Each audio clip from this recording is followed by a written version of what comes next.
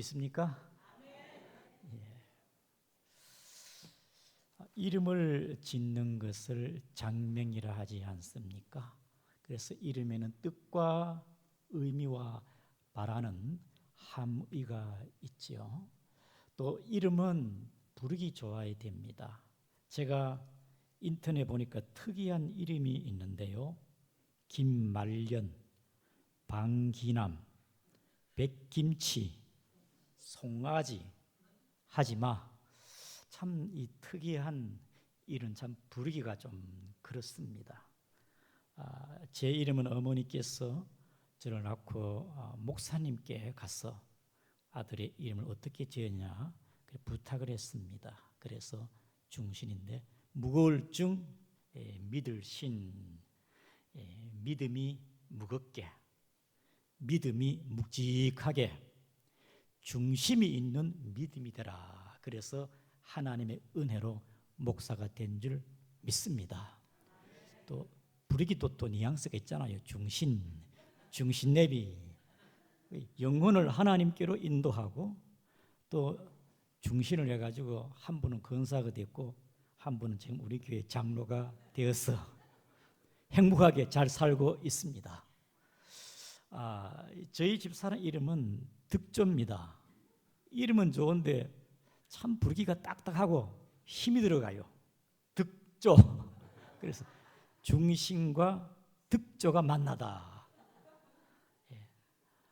여러분 오늘 본문에는 1절에 4장 1절에 보아스라는 이름이 나오고 또 한 사람은 1절에 아무개가 나옵니다. 보아스와 아무개. 참 제가 이 말씀을 읽으면서 왜 아무개냐? 이름 있으면 이름을 밝히지. 보아스와 아무개. 여러분 보아스의 뜻은요, 그에게 힘 있고 능력 있다, 그런 뜻입니다. 보아스는 힘 있고 능력 있는 자다. 성경에는 보아스가 그의 이름대로 2장 1절에 보면은 보아스를 유력한 자라 불러줍니다.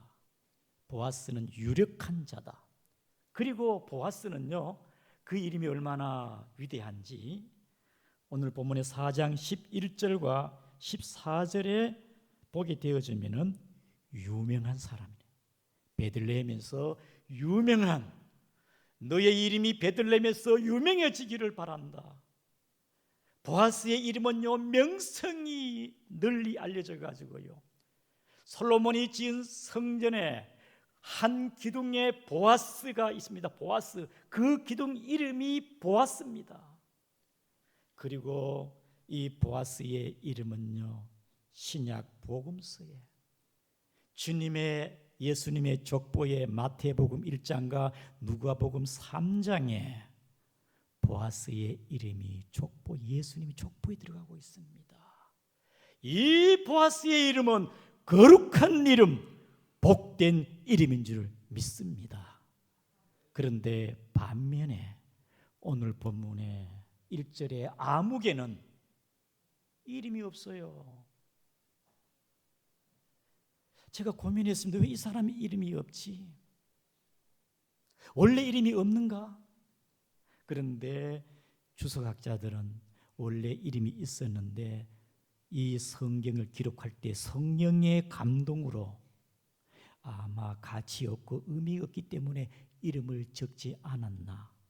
보아스가 아무개의 이리 오너라고 보아스가 부른 게 아니고 성경 기자가 별 의미가 없기 때문에 이 사람의 이름을 가치 없게 여기고 그냥 아무개, 영어 성경에는 서치어원 뭐 그렇고 그런 사람, 여보게, 아무개. 사랑하는 성도 여러분, 하나님을 믿지 않는 사람은요, 아무리 세상에 잘 나가고 유명한 사람이라도 예수 믿지 아니하면은 하나님의 생명책에 기록되지 못하고 하나님이 가치 있게 여기지 않습니다. 예수님께서 부자와 나사로의 얘기를 보세요. 나사로는 분명하게 나사로 이름이 거명됩니다. 그런데 부자는 이름이 없습니다. 여러분, 하나님 안에, 하나님 나라에서 여러분의 이름이 예수 믿어 복된 줄 아시기를 바랍니다. 저 여러분들이 참 세상에서 비리비리한 사람이 되면 우리 주님이 존귀한 자로 여기고 우리의 이름을 불러 아브라함아, 아브라함을 부르듯이, 삭개오야, 삭개오를 부르듯이 저와 여러분을 한 사람 한 사람 불러 주님의 자녀로 삼으신 거 감사하시기를 바랍니다. 그리고 저와 여러분들, 우리의 이름이 예수님 말씀처럼 너희들의 이름이 하나님의 하늘에 기록된 것으로 기뻐하라 그랬으니 우리 이름이 하늘나라에 기록된 것으로 기뻐하시기를 바라고, 주님 재림 때에 천사와 함께 나파 불 때에 여러분의 이름이 불려지기를 주의 이름으로 축복합니다. 복된 이름, 존귀한 이름, 그의 이름이 하나님의 나라에 귀하게 명성이 있는 이름 되기를 축복합니다. 그리고 보아스는 그 이름에 걸맞게 살았습니다. 이름에 걸맞게 살았어요. 그 이름의 가치대로 살았다 이 말입니다. 특별히 지난번에 얘기했는데 3장에 보아스가 가을 타작 시에 그가 타작마당에 타작이 다 끝나고 곡식더미를 쌓아놓고 노적가리 옆에서 잠을 자고 있는데 한 여인 룻이 보아스의 팔치에 사포니 누워 있습니다. 그래 보아스가 자고 일어나니까 한 여성이 있는 거예요. 당신이 누구냐? 예, 저는 모압에서 온 이방 여인 룻입니다. 당신의 옷자락으로 저를 덮어 주옵소서. 당신은 저의 기업 물을 자입니다. 이때 보아스의 마음 상태가 당황스럽기도 합니다만 어떠하겠습니까? 야심한 밤에, 그리고 아무도 보지 않는 은밀한 두 사람인 이곳에 만약 보아스가 남자로서 혹 젊은 그 이쁜 룻을 볼 때에 여자로 보았다면은 보아스가 마음에 유혹이 되어지고 시험이 들 뻔하였지만은 보아스는 룻이란 걸 깨닫고, 그럼 네가 여기에 누워 있다가 사람들이 보이지 않도록 날이 새기 전에 조용히 모르게 나가라. 혹이나 다른 사람 보면은 덕이 되지 아니할까. 사람들은 이런저런 말을 할 수가 있잖아요. 오해가 될 수가 있잖아요. 그래서 이 보아스의 이러한 처신을 보면은 그는 품성이 선하고 선한 양심의 사람인 것을 알 수가 있습니다. 보아스는 선한 사람, 선한 양심을 소유한 사람이다. 여러분, 누가 강한 자이겠습니까? 힘 있는 자가 강한 자가 아니고, 잠언 16장 32절에 노하기를 더디하는 자는 용서보다 낫고 자기의 마음을 다스린 자는 성을 빼앗는 자보다 낫다 하였습니다. 선한 양심이 있는 자가 진정 강한 자인 줄 아시기를 바랍니다. 우리는 우리에게 하나님께서 주신 양심이 있습니다. 우리가 어떤 불의한 일을 행할 때에 우리의 마음에 양심이 찔리게 되는, 양심의 가책을 받습니다. 네가 그래야 되겠느냐? 그게 과연 옳은 행동이냐? 양심의 법에 그렇게 맺겠지요. 그리고 또 하나님의 사람은 하나님 앞에서 과연 이것이 옳은가? 하나님 앞에서 하나님의 말씀에 비추어 봐서 이것이 과연 정당하고 옳은 행위인가? 만약 룻이 새벽에 보아스의 노적가리 옆에서 사람들이 보게 되어지면 어떻게 할까? 사람들이 이런저런 오해가 있을 수가 있고, 그리고 이것이 덕이 될까? 정말 보아스는 조심하며 이것이 사람들에게 혹이나 덕이 되지 아니할까. 그의 양심에 그는 깨끗하였고 덕이 있는 행동으로 했다는 사실이죠. 사랑하는 성도 여러분, 때로 우리의 삶에 우리는 하나님 앞에서 살아가는 선한 양심의 성도가 되기를 주님의 이름으로 축복합니다. 고대 그리스의 철학자 피타고라스의 제자가 한 번은 신발 가게에 갔습니다. 신발 한 켤을 들고 주인에게 제가 내일 돈을 갖다 드리겠습니다. 신발 값을 드리겠습니다 하고 집으로 왔어요. 그리고 그 다음 날 돈을 가지고 그 신발 가게에 찾아갔습니다. 그런데 사람이 없어요. 알아보니까 그날 전날 저녁에 사망했다는 것입니다. 그러니까 돈을 줄 수가 없죠. 그래서 좋다고 속으로 기뻐가지고 이야, 이 공짜로 신발 한 켤을 얻었네.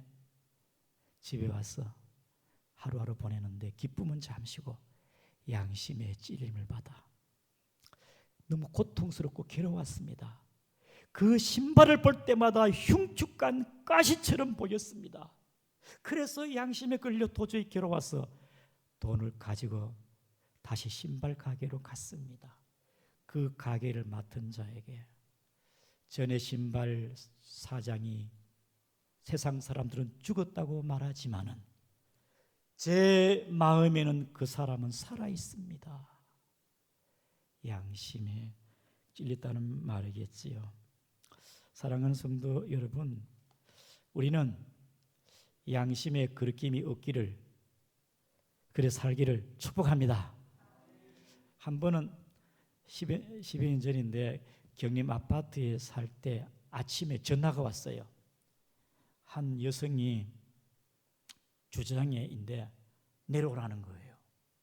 그 제가 내려가니까 자기가 차를 좀 빼다가 이렇게 좀 자국이 생기고 스크래치 생겨가지고 미안하다고 수리하라고. 뭐 그럴 수도 안 있겠습니까? 그래서 제가 보니 크게 뭐 키스가 많이 난 것도 아니야. 그래 괜찮다고. 그래서 막 그냥 그래고 내가 마무리를 했습니다만은 만약에 그 여성이 제 차를 받아놓고 다른 데 갖다 대고 또 제인데 연락을 안 했다면은 제가 알 수가 없어. 굉장히 양심적이다. 두 번째, 목사가 나쁜 마음을 품고 이거 수리하는데 보유 한 20-30만 원 들어요. 제가 싸게 해서 10만 원 받을 테니까 10만 원 주세요. 저는 10만 원짜리 목사가 되는 거예요. 사랑하는 성도 여러분, 우리는 작은 일에도 선한 마음과 양심적인 행동을 해야 될 줄을 믿습니다. 아멘. 성도님 한 분이 목사님 제가 교회에 와서 볼펜을 좀 많이 가져갔어요. 습관적으로 볼펜 쓰고 주머니에 넣고 그리고 몇 자루가 교회께 집에 있더래. 아버지께 내 것인 줄 알고 그 양심의 가책을 받아가지고 안 되겠더래. 그래서 볼펜 2타스를 싸가지고 교회에다 갖다 놨대.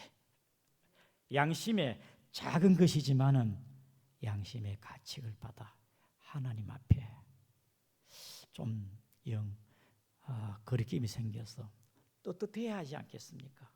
사랑하는 성도 여러분, 보아스는 그의 선한 양심의 사람인 것을 통하여 우리 모두 그렇게 깨닫기를 축복합니다. 우리 성경 구절 한번 보겠습니다. 베드로전서 3장 16절 시작. 선한 양심을 가지라. 이는 그리스도 안에 있는 너희의 선행을 욕하는 자들로 그 비방하는 일에 부끄러움을 당하게 하려 함이라. 그 다음에 디모데전서 3장 9절 시작. 깨끗한 양심에 믿음의 비밀을 가진 자라야 할지니. 아멘. 사랑하는 성도 여러분, 보아스는 유력한 자, 그에게 능력이 있는 자로 양심에 깨끗한 사람이었다. 그 다음에 두 번째는요, 보아스는 반듯하고 공정한 사람입니다. 여러분, 보아스가 그가 공정하지 못하고 욕심에 이끌렸다면 젊고 이쁜 여자를 자기가 취했습니다. 그리고 이것을 합리하기 위해서 이 핑계 저 핑계 댈 수가 있습니다. 그 시험이 나오미가 나를 기업 물을 자로 지명했다. 그리고 이 룻이 자기가 개인적으로 내 인대에서 사랑한다고 고백을 했다. 자기들 좋다는데 내가 무슨 죄가 있느냐? 내 뜻이 아니고 시어머니와 그 며느리가 나를 기업 물을 자로 선정했으니까 내가 뭐 하자가 있느냐? 뭐 잘못되느냐? 그러나 이 보아스는 기업 물을 자의 서열 두 번째입니다. 첫 번째 사람이 티를 잡고 시비를 걸면은 걸릴 수 있다는 것이지요. 기업 물을 자 아무개가 하는 말이 당신은 왜 나에게 은원도 한마디 하지 않고 당신 마음대로 결정했느냐? 당신이 젊은 여자를 차지하고 이방 여자 젊다 그렇게 탐나고 좋더냐? 사탄의 올무에 걸릴 수 있다 이 말입니다. 그래서 이 보아스는 아주 선한 양심으로 깨끗하게 반듯하게 공정한 절차를 거쳐가지고 기업 물을 자가 택하면 그래 택하는 것이고 그가 안 택하면은 내가 기업 물을 자로 하면 되지 않겠느냐. 그래서 오늘 본문의 1절에 다 같이 읽어보겠습니다. 1절 시작. 보아스가 성문으로 올라가서 거기 앉아 있더니 마침 보아스가 말하던 기업 물을 자가 지나가는지라 보아스가 그에게 이르되 아무개여 이리 와서 앉으라 하니 그가 와서 앉으매. 그래서 보아스가 이 기업 물을 일을 공정하게 객관적으로 하기 위해서 성문에 올라가는 것입니다. 당시의 성문은 많은 성읍의 사람들이 모여가지고 거기서 중요한 문제를 논의합니다. 중요한 일을 성문에서 처리합니다. 시비거리와 재판거리가 있으면 이 성문에서 처리하는 거거든요. 그래서 이 보아스가 성문에 올라가서 처리해야 되겠다. 그런 때마침 기업 물을 자가 지나갑니다. 여보게 아무개 이리 와서 앉으게. 오늘 중요한 진중하게 기업 물을 사안에 얘기해야 된다. 그리고 증인 장로 10명을 초청했습니다. 여러분 당시에 장로는 나이든 원로급 인사들이죠. 당시에 유대 사회에서 중요한 문제를 장로들의 결정에 의해서 처리가 되기 때문에 장로들을 초청해 가지고 증인을 세우고 이 일을 합리적으로 풀기 위해서 장로들을 초청한 것입니다. 그래서 이제 장로들 증인들 앞에 보아스가 기업 물을 자에게 말합니다. 다 같이 3절을 보겠습니다. 시작. 보아스가 그 기업 물을 자에게 이르되 모압 지방에서 돌아온 나오미가 우리 형제 엘리멜렉의 소유지를 팔려함으로 4절 내가 여기 앉은 자들과 내 백성의 장로들 앞에서 그것을 사라고 네게 말하여 알게 하려 하였노라. 만일 네가 물으려면 물으거니와 만일 네가 물으지 아니하려거든 내게 고하여 알게 하라. 네 다음은 나요 그 외에는 물을 자가 없느니라 하니 그가 이르되 내가 물이라 하는지라. 여러분 이렇게 보아스는 성문에서 기업 물을 문제로 공정하게 절차와 가정을 공정하게 아무리 동기가 좋더라도 가정과 목적이 좋지 않으면 그건 선한 게 아니잖아요. 그래서 보아스는 공정하게 일을 처리했다는 것입니다. 여러분 당시대는 사사시대입니다. 보아스는 이 사사시대에 율법을 지키고 절차와 공정성을 취하는 보아스를 볼 때 우리는 감동하지 아니할 수가 없습니다.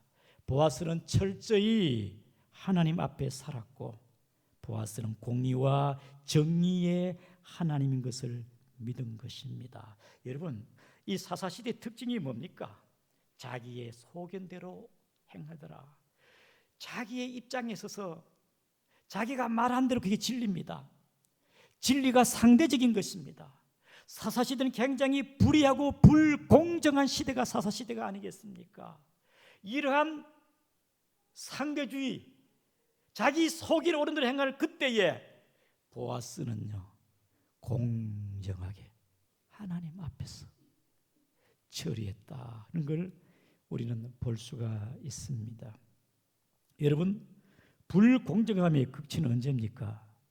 2000년 전에 총독 빌라도가 죄 없는 예수님을 십자가에 죽이라고 처형을 한 것이 아니겠습니까? 예수님은 죄가 없잖아요. 그런데 빌라도가 권력을 유지하기 위하여 민심과 타협합니다. 거짓과 선동과 조작과 권력이 합하여서 죄 없는 예수님을 십자가에 못 박은 거 아니겠습니까? 그러나 우리 예수님은 십자가에 죽고 3일 만에 살아났습니다. 불의함이 이긴 것 같지만은 정의가 승리한 줄 아시기를 바랍니다. 하나님은 공의와 정의의 하나님인 것입니다. 사랑하는 성도 여러분, 세상은 갈수록 불의하고 악합니다. 우리가 사는 이 시대도 불의해요. 내로남불입니다. 내로남불. 그리고 유전무죄, 무전유죄를 합니다. 똑같은 죄라도 사회적인 지위가 있고 재벌이 있으면은 죄가 약해지고 면해지고, 능력이 없고 지위가 없는 사람은 똑같은 죄라도 중하게 처벌받고, 이렇게 불공정한 이 시대라 이 말입니다. 보아스는 사사시대에 그런 하나님 앞에 공정하게 살았다 그 말이죠. 오늘 저와 여러분들은 이러한 시대에 그리스도인으로서 공의를 물같이 정의를 하수같이 흐르게 하는, 우리는 어두운 세상 가운데 공의와 공정하게 살아가기를 주의 이름으로 축복합니다. 이제 끝으로 기업 물을 자가 보아스가 당부합니다. 그래, 당신의 기업을 물러라. 그런데 한 가지 중요한 문제는 그 집에 며느리가 있다. 며느리 룻이 있는데 룻과 결혼해가지고 그 집에 대를 이어야 된다. 자식을 낳아야 되고 그 집에 기업을 이어가야 된다. 가만히 생각해 보니까 그냥 나오미의 땅만 사면 될 줄 알았더니만은 며느리같이 하게 되면 며느리가 애기 놓고 하면은 그 집의 기업이 자식 앞으로 이어지기 때문에 자기를 실컷 투자해놓고 남는 장사가 아닙니다. 손해볼 거리입니다. 내가 왜 이 짓을 왜 하느냐? 생각해보니까 내가 기업 물을 이래 내가 할 필요가 없는 것 같아. 그래서 그가 오늘 같이 한번 성경 읽어보겠습니다. 우리 5절, 6절 시작. 그 기업 물을 자가 이르되 나는 내 기업에 손해가 있을까 하여 나를 위하여 물으지 못하노니 내가 물을 것을 네가 물으라. 나는 물으지 못하겠노라 하는지라. 자기는 가만히 보니까 룻을 취해서 결혼하게 되면 자기 남는 게 아무것도 없거든요. 앞으로 결혼하고 애를 놓게 되지 모든 재산까지 다 흘러 넘어가니까 손해의 일을 내가 왜 하느냐? 나는 기업 물지 못하겠다. 네가 물으라 하고 신발을 던져가 줬습니다. 당시의 통례가 신발을 벗어주면 권리권을 이양한다. 그 뜻이거든요. 그래서 당신이 알아서 결정해라. 그래가지고 이제 기업 물을 권리가 보아스에게 넘어왔고, 보아스는 이제 룻과 결혼하여 그 가정에 대를 잇고 기업을 있게 만들고, 그 룻을 통하여 예수 그리스도 구원자가 오는 예수님의 족보의 반열에 들어간 줄 아시기를 바랍니다. 보아스는 비록 손해가 오더라도 이것이 하나님의 율법이고 하나님의 공의로운 일이라면 손해가 있더라도 나는 그 일에 서슴없이 동참하는 게 아니겠습니까?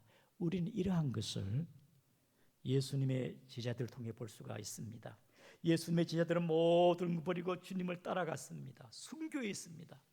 그런데 가룟 유다는요, 예수님 따라가 보니까 별 희망이 안 보이거든. 뭐 정치할 것도 아니고, 예수님 십자가에 뭐 죽는다 이런 얘기하니까 별로 희망이 안 보여. 예수님을 오히려 팔아버렸어. 예수님을 판 가룟 유다가 아니겠습니까? 하나님의 나라, 기업, 유업보다는 물질에 종속되어서 하나님의 의와 영원한 기업을 잃어버리는 자가 아니겠습니까? 예수님께서는 소유와 재물에 대해서 하나님과 재물을 겸하여 섬길 수 없다고 말했습니다. 더더욱 우리는 오직 말세에 우상은 돈입니다. 재물입니다. 여러분,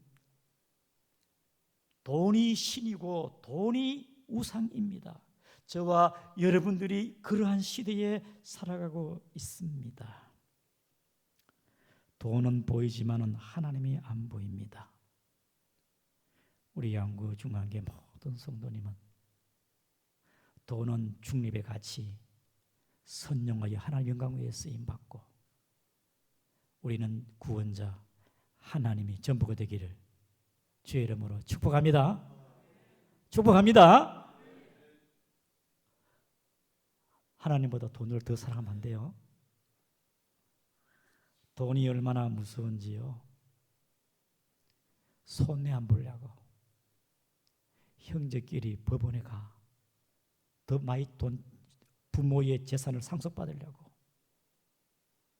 손해 안 보려고. 인격도 없습니다. 돈 앞에 의리도 없습니다.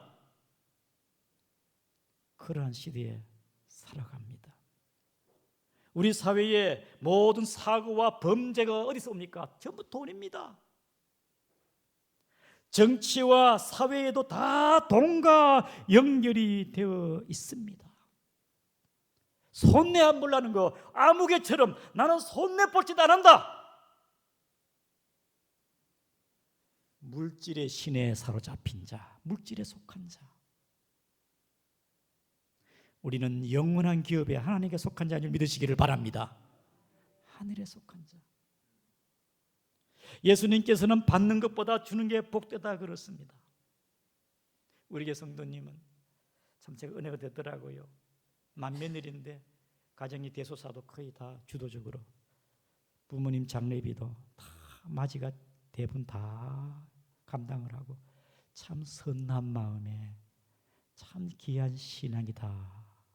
형제끼리도 서로 막 신경질 예민하고 그럼 우리 믿음의 사람은 넉넉한 마음 갖기를 주의 이름으로 축복합니다. 예, 이번 수요일 날 우리 이명재 집사님이 그동안 삼척에 근무지가 옮겨져 가지고 막 좀 이렇게 스케줄이 없고 바쁘고 힘들어 가지고 한 2, 3년 동안 어르신들 주사를 놔줬는데 직장을 옮기는 바람에 그동안 하지를 못했는데 이번 수요일 날 5시부터 7시까지 우리 교회 성도들 여름에 무기력하고 힘들어 어르신들을 영양제를 놔준대. 영양제가 한 대가 여러분 10만 원짜리 비싼 거 작은 가격이 아니에요.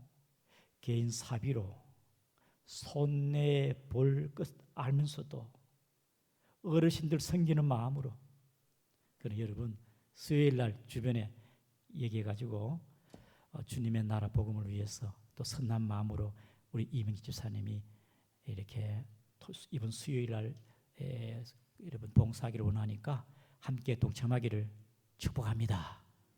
섬기는